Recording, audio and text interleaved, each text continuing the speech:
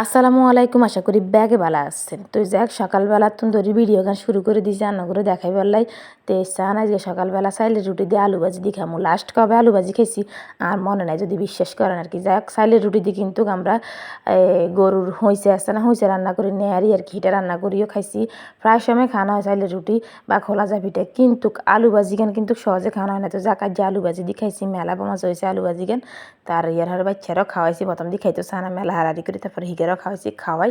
এরপরে রান্নার কাম শুরু করে দিছি। এসান কচু রান্না করুন, কথা বুঝি না আমরা কচু দিয়ে বুদ্ধা রান্না করি, মেলা মজা হয়, কথা বুঝি নি। তো এসান কচু রান্না করুম, এটার লাই যাই ওই শুটকি ভিজে রাখছি আমরা হুড়ি কই, এর হরে দিয়ে ইলিশ মাছ ভিজেছি, কথা বুঝি নি। তো হ্যাকে দিয়ে আবার ইলিশ মাছের মাথা দিই, শুটকি দিই, নারকেল বাটা দিই, কথা বুঝি না। অলরেডি এই বুদ্ধা রান্না হয়ে গেছে, এর হরে দিয়ে আর যেগিন আছে এগিন আস্তে আস্তে রান্না করুম।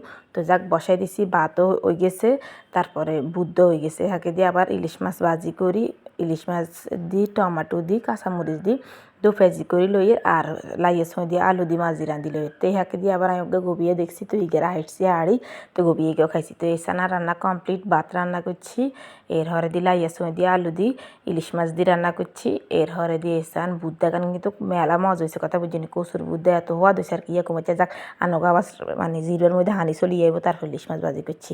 আলহামদুলিল্লাহ, বেঁকে বেলা খাইয়েন। আল্লাহ হাফেজ।